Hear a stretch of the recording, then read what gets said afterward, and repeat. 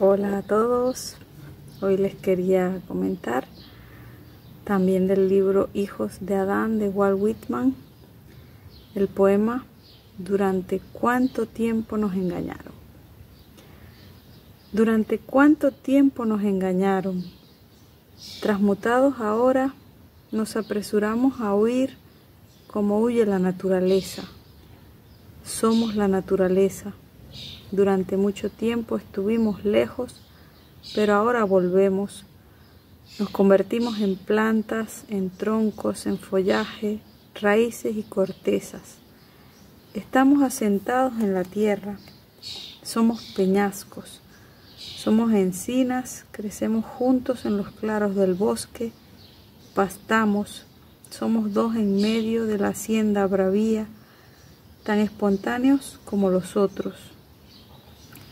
Somos dos peces que nadan juntos en el mar, somos lo que son las flores del algarrobo, derramamos fragancia en los caminos de mañana y de tarde, somos también lo sucio de las bestias, de las plantas, de los minerales, somos dos aves de rapiña, nos elevamos por el aire y miramos la tierra, somos dos soles que deslumbran, somos nosotros dos los que giramos, cósmicos y estelares, somos como dos cometas, merodeamos cuadrúpedos y feroces por la espesura y saltamos sobre la presa.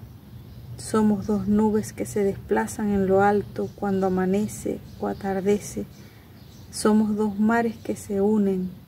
Somos esas olas felices que se revuelcan y se juntan, mojándose. Somos lo que es la atmósfera, transparentes, hospitalarios, permeables, impermeables. Somos nieve, lluvia, frío, tinieblas. Somos lo que el planeta engendra y protege. Hemos descrito círculos hasta volver los dos al hogar. Hemos vaciado todo, salvo la libertad y nuestra alegría. Bueno, me encanta este poema. Me encanta todo lo que cuenta, todo lo que nos muestra. Yo creo que está hablando de la muerte, cuando él dice durante cuánto tiempo nos engañaron, y habla de cómo simplemente todos los cambios que tienen que ver con la vida son transmutaciones y huimos como huye la naturaleza, porque somos naturaleza, y que así como a veces estamos lejos, luego regresamos convertidos en plantas, en troncos, en follaje, y me encanta cómo él va describiendo todo lo que es posible que seamos, encinas o animales que pastan o peces que nadan juntos en el mar.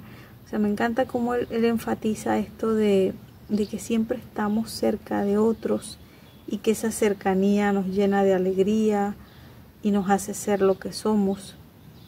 Habla de que somos flores, somos también lo sucio de las bestias, de las plantas. Me gusta muchísimo esa imagen de somos dos aves de rapiña, nos elevamos por el aire, dos soles que deslumbran, nosotros somos los que giramos, cósmicos y estelares. También esa imagen de los animales, de las fieras, ¿no? Merodeamos cuadrúpedos por la espesura, saltamos sobre la presa. También esas dos nubes que se desplazan en lo alto, los mares que se unen, la atmósfera.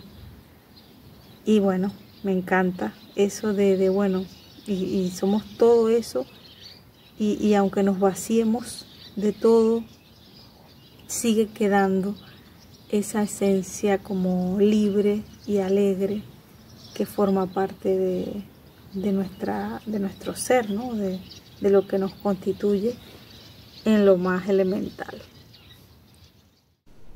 Lo único que tenía eran sus emociones. Todo pasaba a un segundo plano por estas. Sus ojos brillaban cuando todo su ser era invadido por una emoción. Loco, lo llamaban al escuchar sus metas.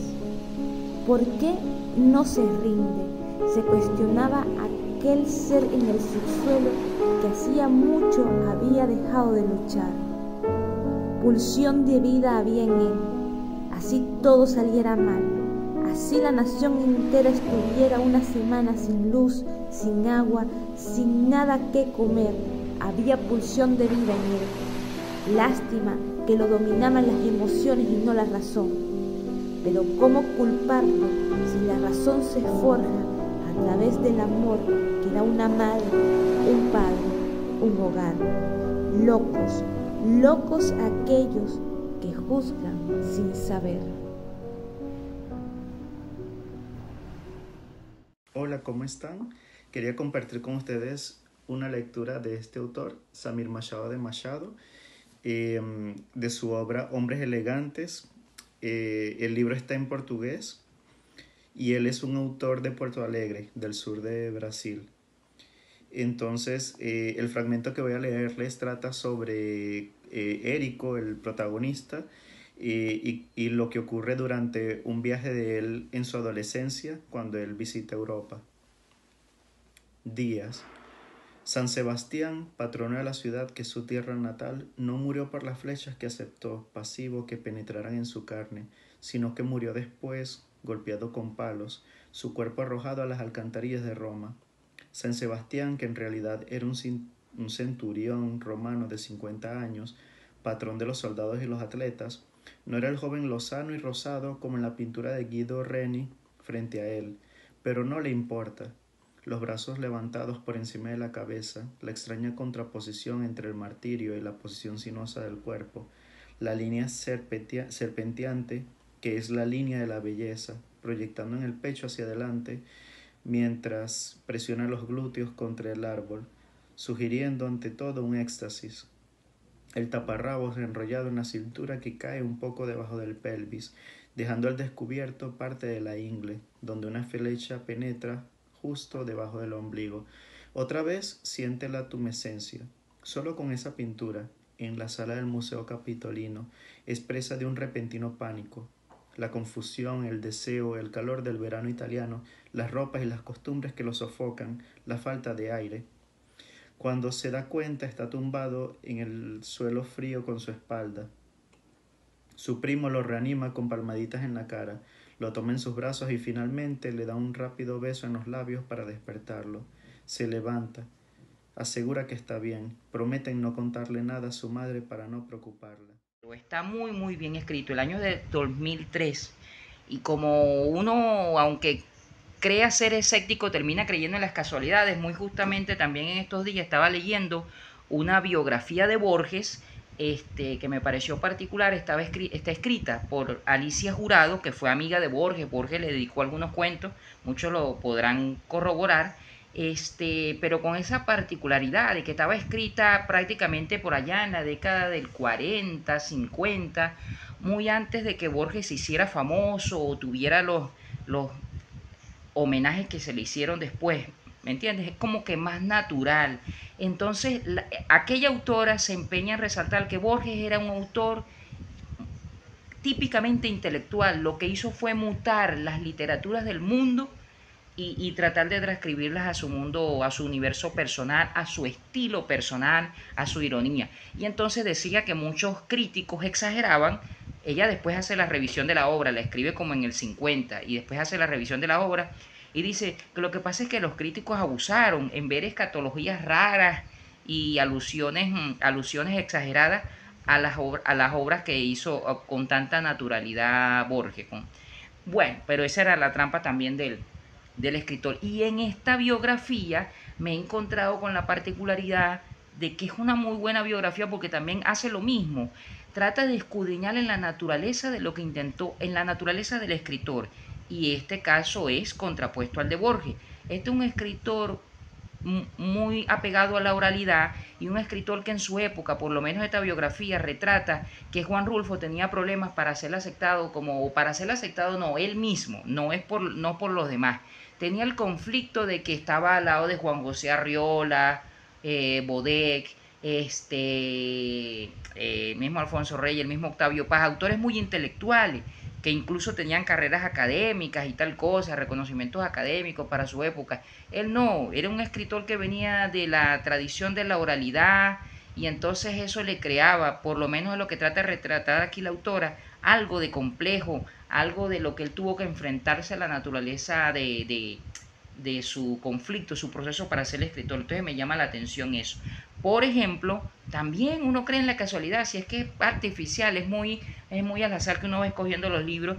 Hay una parte aquí donde Juan Rulfo dice que Juan Rulfo inventó o cambiaba las fechas de su nacimiento y cambiaba las fechas donde había nacido, porque decía que entre otras cosas eso tampoco importaba, pero entonces las ponía como a su conveniencia. A diferencia de Borges, que muchos recordarán el culto que le tenía a Buenos Aires, el culto que le tenía a los mayores. En cambio, esto no le interesaba a Juan Rulfo. Era como que decía, eso tampoco importa, de los padres de uno, si fueron criminales o si fueron reyes. Entonces, es una cuestión de estudio de mentalidades. Pues me interesó eso. Y fue fortuito. Pero entonces, insisto, aunque uno no crea en las casualidades y uno se crea escéptico, uno termina consiguiéndoselas. Pues en estos días me encontré, porque ese sí lo revisto constantemente, que es uno de mis santos patronos, que es Mariano Picón Salas, muy casualmente, este fragmento donde dice, mientras visitaba Berlín, se está celebrando en el Congress Hall del sector oeste, un coloquio de educadores y humanistas de las más variadas latitudes. Recordemos que estas son casi notas de viaje que hizo Mariano Picón Salas. Y entonces dice, veo los hindúes, africanos, veo entre los asistentes, o dice aquí, veo entre los asistentes hindúes, africanos, europeos que asisten al coloquio. Veo la cara séptica y nerviosa, fumando, ¿sí? Fumando su interminable pipa de Robert Oppenheimer. Y entonces dice, y nadie como uno de los más grandes investigadores de la física nuclear puede advertir a Europa y a las generaciones presentes la magnitud del desafío y la responsabilidad que exigen nuestros tiempos. Y entonces se va a disertar, sigue disertando aquí, ve. Puede ser otra la lección que exhiba Berlín ante tanta ruina. Recordemos que le escribe por allá en 1948, después que estaba recién acabada la Segunda Guerra Mundial. Entonces dice aquí Mariano Picón Salas, o el sentimiento de culpa que surge al contemplar las ruinas de la Segunda Guerra Mundial, el vaticinio del monstruo de lo que podría ser otra, plantea más allá de lo que se llama capitalismo o de lo que se llama comunismo un compromiso de salvación. Entonces me pareció magistral, no es un spoiler de la película, ni remotamente en su mente tenía Mariano Picón Salas la película que se le ha hecho a Oppenheimer, pero es propicia para buscarla. El conflicto que había en esa época y en esas mentalidades, por ejemplo, de ese personaje Oppenheimer, que ahora se está rescatando con la película, pero es un personaje que no había sido muy iluminado por la reflexión y el pensamiento. Propicio para buscarlo entonces. Un abrazo. Hola amigos de la cátedra, soy María de los Ángeles. Yo quería compartir con ustedes un poco de este poemario de Raquel Tirado que se llama El olor del níspero. Algunos de ustedes ya lo conocen porque participaron la semana pasada en la presentación del libro y es un libro de la editorial El Sol de Barro. Entonces vamos a compartir algunos de los poemas que me gustaron y el primero de ellos se llama Mudanza. Mi lugar en este mundo se ha mudado. Habito en cualquier sitio, voy tocando como nuevas todas las cosas, la vida reverdece. 2018. Entonces es como si este poemario describiese un poco esa experiencia, ¿no? De tránsito, de ya no habitar esa ciudad natal, estar en otro territorio, pero comenzar a poblarlo, a habitarlo, a hacer que reverdezca, a permitir que esas nuevas experiencias puedan florecer y darle la oportunidad a, como dice en otro poema, se pueda plantar recuerdos en esas nuevas tierras y por eso me gustó mucho. Hay otro que me llamó la atención que se llama Calle Comercio y dice así: Camino por la calle Comercio, voy despacio. Me distraen algunas piedritas de mar amontonadas por todas las orillas de la acera. Pienso en el trayecto que las trajo hasta aquí. Escucho su voz tan viril. Está frente a mí, alto, de pelo bien peinado, con ese aroma seco de lavanda. Me saluda, yo diría que con dulzura. Siento mis sienes como trote de caballos. Temo que el rubor me delate. Contesto su saludo simulando indiferencia. Por dentro, el frenesí. Aguanto. Él apura el paso por la calle Comercio, donde el tiempo se lo ha tragado. Ese mínimo encuentro, efímero, en días como hoy, lo traigo en la memoria, con adornos y música de fondo. Y bueno, este poema me gustó mucho porque logra trasladar al lector a la calle Comercio o a cualquiera de las calles de piedra de la ciudad de Corono, donde todos quizás hemos vivido experiencias similares o quisiéramos vivir, quisiéramos estar ahí transitando esas calles donde acontecieron tantas cosas, ¿no? Y no sé qué tan autobiográfico sea este poema, pero eh, es muy lindo, ¿no? Esa cuestión de tener recuerdos así con un soundtrack. Y bueno, este poemario tiene muchas cosas a ser destacadas, tienen como que dos partes, ¿no? Hay una segunda parte que dice sobre la pandemia. Eh, Durante la pandemia inaugura la segunda parte y ahí como que cambia un poco el estilo, ¿no? De los poemas y son un poco más crudos, más crueles, o sea, más realistas y hay mucho dolor, ¿no? Por bueno, también el dolor se expresa por la distancia de esa ciudad que se ha dejado atrás y la ingratitud de las personas que la habitan de no poder conservarla o no hacer suficiente honra de ese suelo donde están pisando, ¿no? Y eso se va a mostrar muchas veces en varios poemas. También hay otra cuestión que es la cuestión de la percepción, de la atención consciente que, por ejemplo, se expresa en este poema que se llama Puntos Suspensivos. ¿Por qué no distraerme con los sonidos menudos? ¿Por qué no intrigarme con las pisadas de gato? ¿Por qué no darle sujeto, verbo y predicado a una caminada por la tarde? ¿Por qué no ver la presencia anónima de los otros cual comparsa necesaria en el baile de mi vida? ¿Por qué no escribir todo como si fuese nuevo todavía? Apuesto por los puntos suspensivos. Entonces eso, sorprenderse con lo cotidiano, estar consciente, percibir a nuestro alrededor y esa invitación, ¿no? Y es un libro así muy contemplativo, tiene otras reflexiones, inclusive religiosas, espirituales, construyendo todo esto. Tiene otros poemas que son así bien feministas, femeninos, que te ayudan. Y hay otro poema que me gustó mucho, que quería compartir con ustedes, que se llama El Festejo. Las palabras también han huido, resisten las que abonan la incertidumbre, las que asustan y a veces hieren, son las peores, las que matan. También algunas pocas amables se han quedado escondidas de la oscuridad de resentimiento. Aún quedan otras que evocan el amor, que disfrazadas disimulan desgastadas. Pero la vida, implacable, una vez que ellas completen su camino, las traerán de vuelta con ímpetu y honor a restaurar los abrazos. Ese día, las fronteras, acechando, verán desde lejos el festejo. Y este poema me gustó mucho porque habla de las palabras, pero también de las personas que escriben las palabras. Y